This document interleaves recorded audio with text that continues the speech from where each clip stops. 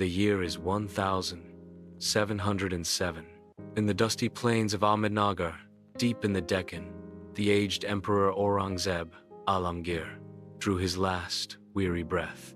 He left behind an empire of unprecedented territorial expanse, stretching from Kabul to the Carnatic, a magnificent testament to his military genius and unwavering will. Yet, his death also heralded the rapid decline of the very empire he had so meticulously built, leaving a legacy fractured and fiercely debated, a name synonymous with both imperial grandeur and religious intolerance. How did one man, who ruled for nearly half a century, become such a paradox in the annals of Indian history? His story is not merely one of conquest and decree, but of profound internal conflict, hidden beneath the veneer of an unyielding monarch. Born in 1618, Muhyiddin Muhammad Aurangzeb was the third son of Emperor Shah Jahan. From an early age, he distinguished himself with a sharp intellect, a deep devotion to Islamic principles, and an austere lifestyle that contrasted sharply with the opulence of the Mughal court. His military prowess was undeniable. As a young prince, he proved himself a formidable commander, quelling rebellions and expanding Mughal influence. But it was the brutal war of succession against his elder brother, the liberal and intellectual Dara Shikoh, that truly forged his path to power. This was no mere political struggle. It was a clash of ideologies, a contest between Dara's syncretic vision of India and Aurangzeb's more orthodox interpretation of Islamic rule.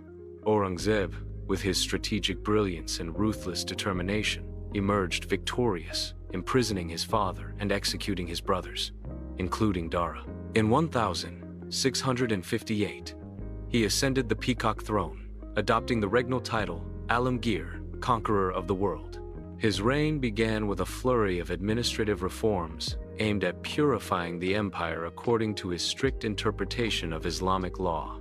He abolished many non-Islamic taxes, including the much-hated pilgrim tax, but controversially reinstated the jizya, a tax on non-Muslims, which had been abolished by Akbar. He curtailed public celebrations, banned music and dancing at court, and appointed censors of public morals. While these policies were intended to align the empire with his vision of a righteous Islamic state, they alienated significant sections of the diverse populace, particularly the Hindu majority and various regional powers. The empire, under his command, reached its greatest geographical extent, encompassing almost the entire Indian subcontinent. His armies campaigned relentlessly, pushing the Mughal frontiers further than ever before. Yet, this expansion came at a tremendous cost. The long, drawn-out Deccan campaigns, aimed at crushing the Maratha Confederacy under Shivaji and later his successors, drained the imperial treasury and exhausted its military resources. Rebellions simmered and flared across the empire. The Marathas in the south, the Jats and Sikhs in the north, the Rajputs in the west, each challenging the centralized authority in the emperor's policies. Aurangzeb, a tireless administrator and a skilled general, spent the last 2 decades of his life personally leading these campaigns, a solitary figure battling an increasingly fragmented and resistant subcontinent. For centuries, Aurangzeb has been largely portrayed as a religious fanatic, a destroyer of temples, and a tyrant whose policies sowed the seeds of Mughal decline. However, a remarkable discovery in the late 20th century began to challenge this monolithic view.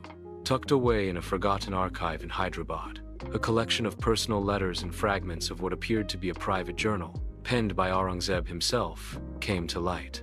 These documents, meticulously translated and authenticated, offered an unprecedented glimpse into the mind of the emperor, revealing a man burdened by immense responsibility, plagued by self-doubt, and driven by a complex mix of piety, pragmatism, and a profound sense of duty. In one entry, dated shortly after Dara Shikoh's execution, he wrote, "The crown is a heavy burden, heavier still when stained with the blood of kin, but the stability of the realm demanded it. A bitter medicine for a greater good, or so I convinced myself." Another passage revealed his anguish over the Deccan Wars.